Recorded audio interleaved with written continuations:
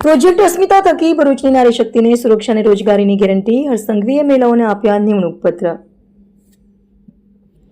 ભરૂચ જિલ્લાના સર્વાંગી વિકાસને નવી ગતિ આપનારા હેતુસર ગૃહ રાજ્યમંત્રી હર્ષ સંઘવીના વરદ હસ્તે રૂપિયા 482 કરોડના વિવિધ જનહિતકારી વિકાસ કાર્યોનું ખાતમુહૂર્ત અને લોકાર્પણ સંપન્ન થયું હતું। આ પ્રસંગે આયોજિત ભવ્ય કાર્યક્રમમાં જિલ્લાના આંતરમાળખાકીય સુવિધાઓ, રસ્તા, પાણી, આરોગ્ય અને નાગરિક સુવિધાઓને સ્પર્શતા અનેક પ્રકલ્પો પ્રજાજનો માટે ખુલ્લા મૂકવામાં આવ્યા હતા તેમજ નવા પ્રકલ્પોની પાયાવિધિ કરવામાં આવી હતી। ગૃહ રાજ્યમંત્રીએ પોતાના સંબોધનમાં જણાવ્યું હતું કે રાજ્ય સરકાર પ્રજાના ઘર આંગણે તમામ મૂળભૂત સુવિધાઓ પહોંચાડવા માટે કટિબદ્ધ છે અને ભરૂચ જિલ્લાને વિકાસના ક્ષેત્રે અગ્રેસર બનાવવામાં આ પ્રકલ્પો મહત્વનો ભાગ ભજવશે।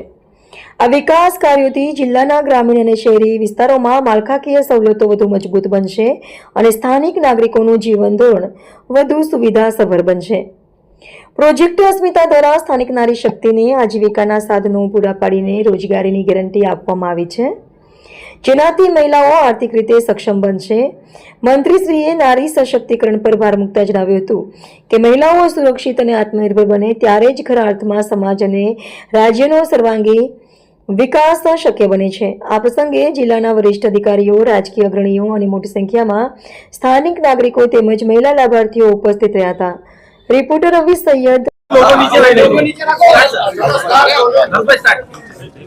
भरूच पोलीस द्वारा इंडस्ट्रीज जोड़े संकलन करीने 550 થી વધારે બહેનોને આજે નોકરી અપાવવામાં આવી છે, જેમાંથી 70% થી વધારે બહેનો એ આજુબાજુના ગામડાઓના આદિવાસી દીકરીઓને આટલા મોટા પ્રમાણમાં નોકરીઓ અપાવવામાં આવી છે।